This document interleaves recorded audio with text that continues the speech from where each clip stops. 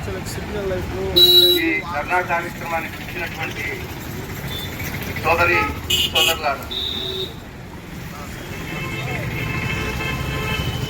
మహాత్మా గాంధీ జాతీయ ఉపాధి హామీ చట్టం దాని పేరును మారుస్తూ అమానుషంగా పార్లమెంటులో బిల్లుని తీసుకొచ్చారు. ఆ బిల్లులో ఏముంది? మోడీ అధికారంలోకి వచ్చినప్పటి నుంచి ఈ ఉపాధి హామీ చట్టంపై ఒక కన్నేసి దీన్ని బలహీనపరచాలని నిరంతరం చూస్తూ ఉన్నటువంటి స్థితి నుండి దాని నామరూపాలు లేకుండా చేయాలని కేంద్ర ప్రభుత్వం ఈరోజు నిర్ణయించింది. ఆ చట్టం భారతదేశంలో స్వాతంత్రం వచ్చిన తర్వాత గ్రామీణ పేదలకి, వ్యవసాయ కార్మికులకి ఒక మంచి చట్టం. ఆ చట్టం ఊరికే రాలా. కమ్యూనిస్టులు పనైనా చూపండి, తిండైనా పెట్టండి అని కమ్యూనిస్టులు, రైతు కూలి సంఘాలు, వ్యవసాయ కార్మిక సంఘాలు ఎప్పటి నుంచో డిమాండ్ చేస్తూ ఉన్నాయి. ఈ దేశంలో ప్రజలందరికీ తిండి పెట్టేటువంటి వ్యవసాయ రంగం, ఆ వ్యవసాయ రంగంలో ఒక కీలకమైన పాత్ర పోషిస్తున్నటువంటి వ్యవసాయ కూలీలకి ఒక పని గ్యారెంటీ కావాలి, పని చూపించేటువంటి బాధ్యత ప్రభుత్వానిది అని చెప్పి ఎప్పటి నుంచో పోరాడుతూ ఉన్నాయి. దానిలో భాగంగానే పార్లమెంటులో 64 మంది కమ్యూనిస్టు వామపక్ష ఎంపీలు బలం ఉండడం, ఆ మేరకి ఈ ప్రభుత్వంపై ఒత్తిడి తీసుకొచ్చి ఈ చట్టాన్ని చేయడం అనేటువంటిది జరిగింది. ఆ రోజు మన్మోహన్ సింగ్ చెప్పాడు, ఇవాళ భారతదేశంలో కార్మికులు, వ్యవసాయ కూలీలు, వాళ్ళకి ప్రాతినిధ్యం వహించేటువంటి కమ్యూనిస్టులు ఈరోజు ఒక డిమాండ్ చేస్తా ఉన్నారు, అది న్యాయమైంది, మేము అంగీకరిస్తున్నామని చెప్పాడు. ఆ చట్టం భారతదేశంలోనే కాదు, ప్రపంచమంతా ఆర్థికవేత్తలు బ్రహ్మాండమైనటువంటి చట్టం అని చెప్పారు. ఎందుకు? ఆ చట్టంలో పని కల్పించేటువంటి బాధ్యత ప్రభుత్వానికి. 15 రోజులు పని ఇవ్వకపోతే నిరుద్యోగ భృతి ఇవ్వాలనేటువంటి డిమాండ్ అందులో ఉన్నది. పని చేసేటప్పుడు సమ్మర్ అలవెన్స్ ఇవ్వాలి, ఎండలకి టెంటులు వేయాలి, మెడికల్ కిట్స్ ఏర్పాటు చేయాలి, మజ్జిగ ఏర్పాటు చేయాలి. ఇలా రకరకాలైనటువంటిది. అదేదో వాళ్ళ దయా దాక్షిణ్యాలు కాదు, ఇది ఒక హక్కు అనేటువంటిది ఆ చట్టంలో చేర్చడం అనేటువంటిది జరిగింది. అయితే ఆ చట్టం ఏర్పడిన తర్వాత ఈరోజు భారతదేశంలో గత సంవత్సరం కోట్లాది మంది జాబ్ కార్డు కోసం నమోదు చేసుకున్నారు. ఇప్పటికీ 8 నుండి 9 లక్షల కోట్లు దీనికోసం కేటాయించడం జరిగింది. ఆ 8-9 లక్షల కోట్లలో ఏం జరిగింది? ఇవాళ వ్యవసాయ కూలీలు, వాళ్ళకి కూలీ అనేటువంటిది కాలు చౌకగా తన శ్రమని అమ్ముకోకుండా కనీసం ఒక డిమాండ్ అనేటువంటిది ఏర్పరచుకోవడానికి అది ఉపయోగపడింది. వలసలు ఒక మేరకు నివారించగలిగారు. ఆకలితో అలమటించే పరిస్థితి నుంచి కొంత మెరుగైంది. ఇలా అనేక రకాలుగా చూసుకుంటే వ్యవసాయ కూలీలకి కొంత మెరుగైనటువంటి పరిస్థితి ఏర్పడింది. 8 లక్షల కోట్లే కాదు, డిమాండ్ వల్ల ఇవాళ మరొక 8-9 లక్షల కోట్లు అదనంగా వాళ్ళు రాబట్టుకోగలిగారు. అంటే ఇవాళ వ్యవసాయ కూలీలు వాళ్ళ ఆర్థిక పరిస్థితి మెరుగుపడిన తర్వాత, కొనుగోలు శక్తి పెరిగిన తర్వాత చాలా మంది ఆర్థికవేత్తలు చెప్పింది, ప్రపంచంలోనే మొత్తం ఆర్థిక సంక్షోభంలో ఉంటే ఎంతైనా కొంతైనా నివారించగలిగింది ఈ ఉపాధి హామీ చట్టం కూడా అందులో ఒక భాగం భారతదేశంలో అని చెప్పి చాలా మంది నిపుణులు చెప్పారు. గ్రామాల్లో వీళ్ళేదో ఊరికే పని చేస్తున్నారు, అట్లా పోయి ఇట్లా వస్తున్నారని చెప్పేది. ఇవాళ గవర్నమెంట్ పథకాల్లో అనేక అవకతవకలు ఉంటా ఉన్నాయి, అనేక పథకాల్లో. కానీ ఇందులో కూడా కొన్ని లోపాలు ఉండొచ్చు. కానీ వాళ్ళ గ్రామాల్లో ఎన్ఎస్పి కాలువలు కానీ నీటి పారుదలకు సంబంధించి గుంటలకు సంబంధించి కొత్త రోడ్లు ఫార్మేషన్ కి సంబంధించి అనేక మౌలిక సదుపాయాలు ఏర్పడడానికి ఈ ఉపాధి చట్టం తోడ్పడింది అనేటువంటిది వాస్తవం.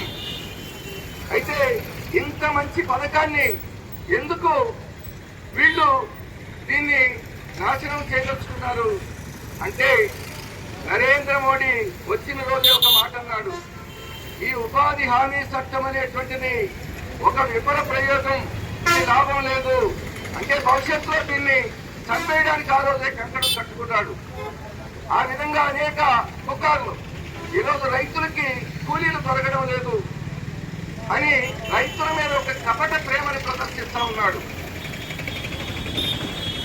ఇవాళ 2005లో చేసినటువంటి చట్టం ఆ రోజు భారతదేశంలో దారిద్ర్య రేఖ దిగువనున్నటువంటి వాళ్ళు పెద్ద సంఖ్యలో ఉన్నారు, ఇప్పుడు అభివృద్ధి అయింది తగ్గిపోయిందని చెప్పి మరో అబద్ధం ప్రచారం చేశారు.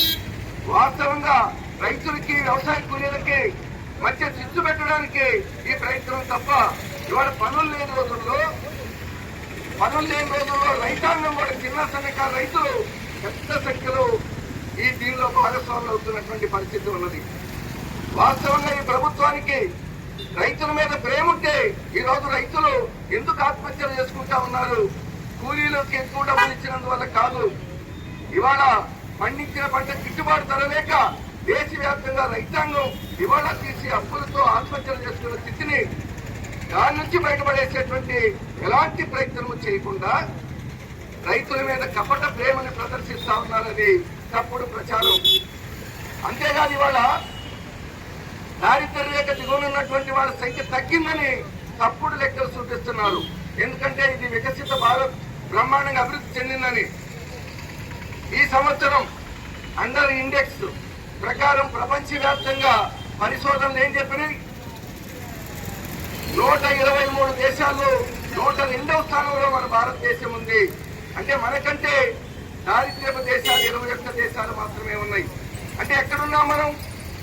ఎప్పటికీ నిరంతరం వలసలతోటి భారతదేశం అంతా ఉన్నటువంటి స్థితిలో ఇక్కడ దారిద్ర్యం లేదు అని చెప్తున్నాడు. అంటే దీన్ని తీసివేయదలుచుకొని కార్పొరేట్ల కోసం భారతదేశాన్ని మొత్తాన్ని తాకట్టు పెట్టడానికి సిద్ధమైనటువంటి పాలకులు ఈ చట్టం తీసుకొచ్చినాయి. అందుకే ఈ కొత్త చట్టం కూడా ప్రజలకు అనుకూలమైనటువంటి చట్టం. కమ్యూనిస్టులు ఎప్పుడూ పేద ప్రజలకు వ్యతిరేకమేనని చెప్పి మరో తప్పుడు ప్రచారం చేస్తూ ఉన్నారు. 100 రోజుల నుంచి 125 రోజులు చేశారని. అది కూడా తప్పుడు ప్రచారమే, అమలు కోసం కాదు. ఇవాళ ఇంత అమలు జరుగుతున్నా దేశం మొత్తం మీద ఎక్కడో కొన్ని రాష్ట్రాల్లో తప్ప 100 రోజులు పని కల్పించినటువంటి పరిస్థితి లేదు. 50 నుంచి 60 రోజులు మాత్రమే పని కల్పిస్తా ఉన్నారు. అలాంటిది ఇప్పుడు 100 రోజులు పని కల్పిస్తారు. 365 రోజుల్లో 60 రోజులు ముమ్మరంగా పనులు ఉన్నప్పుడు పనులు ఆపేస్తామనేటువంటిది చట్టంలో. అంటే అసలు పనులే లేకుండా చేయడానికి తప్ప 125 రోజులు అనేది కూడా పచ్చి అబద్ధం. మరొకటి, కేంద్ర ప్రభుత్వం ఇంతకుముందు 90% ఇస్తే రాష్ట్ర ప్రభుత్వాలు 10% ఇవ్వాలి. ఇప్పుడు రాష్ట్ర ప్రభుత్వాలు 40% డిపాజిట్ చేయాలి. ఇంతకుముందు 10% చెల్లించక పనులు వాయిదాలు వేసుకున్న రాష్ట్ర ప్రభుత్వాలు ముందుగా 40% డిపాజిట్లు చేయడం అనేటువంటిది సాధ్యమయ్యే పని కాదు. ఇవాళ రాష్ట్రాలు దివాళా తీస్తున్నటువంటి నేపథ్యంలో వాళ్ళు కొత్తగా ఖర్చులు చేయలేనటువంటి స్థితిలో రాష్ట్ర ప్రభుత్వాలే ఈ పథకానికి డబ్బులు సమకూర్చడం సాధ్యం కాదు. అంటే ఈ పేరుతో కూడా దీన్ని బలహీనపరచడం అనేటువంటిది. పనులు ఎవరు నిర్ణయిస్తారు? కేంద్ర ప్రభుత్వం నోటిఫైడ్ ఏరియాల్లో వాళ్ళు చెప్పిన దగ్గర పనులు నిర్ణయిస్తారట. అంటే కలెక్టర్లు అర్థం పెట్టుకొని రాష్ట్రాలను పక్కకి పెట్టేటువంటి ప్రయత్నం, ఆచరణలో పనులు జరిగేటువంటి అవకాశం లేకుండా చేయడం భాగం. ఇలా ఈ కొత్త చట్టంలో వచ్చినటువంటి చట్టం కాదు ఇది. చట్టాన్ని, హక్కుని, గ్యారంటీని పేరు చెప్పిన రోజున అదొక స్కీమ్ గా మార్చడం జరిగింది. స్కీమ్ అంటే ఇవాళ ఉంచొచ్చు, రేపెట్టేయచ్చు. ఇట్లా దాన్ని మరీ బలహీనపరిచినటువంటి పరిస్థితి ఈరోజు ఉన్నది. అంటే ఏమైనా మోడీ ఏమనుకున్నారో దీన్ని తీసేయాలనేటువంటి కుట్రలో భాగమే పేరు మార్చారు. చాలా మంది అంటున్నారు పేరు ఎందుకు మార్చారు? మహాత్మా గాంధీ జాతీయ ఉపాధి హామీ చట్టాన్ని పేరెందుకు మార్చాల్సిందంటే దీని వెనుక ఆర్ఎస్ఎస్ కుట్ర ఉన్నది. పేరు బీబీ జీ రామ్జీ. కొంత సంస్కృతం, కొంత ఇంగ్లీషు, కొంత హిందీ ఇవన్నీ కలిపి రామ్జీ రావాలి అనేటువంటిది. అంటే వాళ్ళు చెప్పేటువంటి రామనినాదం అనేటువంటిది ఇందులో కూడా చొప్పించాలనేటువంటిది ఒక. రెండోది గాంధీ పేరు చెరిపేయాలని చాలా మంది చాలా కాలం నుంచి ఆర్ఎస్ఎస్ వాళ్ళు ప్రయత్నం చేస్తూనే ఉన్నారు. గాంధీ పట్ల, గాంధీ పోరాటాల పట్ల ఈ దేశంలో భిన్నాభిప్రాయాలు ఉన్న వాళ్ళు ఉన్నారు. కమ్యూనిస్టులు కొంత భిన్నాభిప్రాయాలు, అంబేద్కర్ కొన్ని భిన్నాభిప్రాయాలు ఉన్నాయి, వ్యక్తం చేశారు. కానీ మహాత్మా గాంధీ బ్రిటిష్ వాళ్ళకి వ్యతిరేకంగా పోరాటంలో, స్వతంత్ర పోరాటంలో మహాత్మా గాంధీని ఎవరు తీసేయడానికి సాధ్యమయ్యే పని కాదు. ఎందుకంటే అది ఒక చరిత్ర. అందుకే ఈ దేశంలో గాంధీ అంటే స్వాతంత్ర్యం కోసం పోరాడారు అనేటువంటిది ఒక చర్చ ఉంది. అందుకనే గాంధీ బొమ్మలు ఇవన్నీ ఉండకూడదు, అంటే గాంధీ పేరు గుర్తుపెయ్యాలి.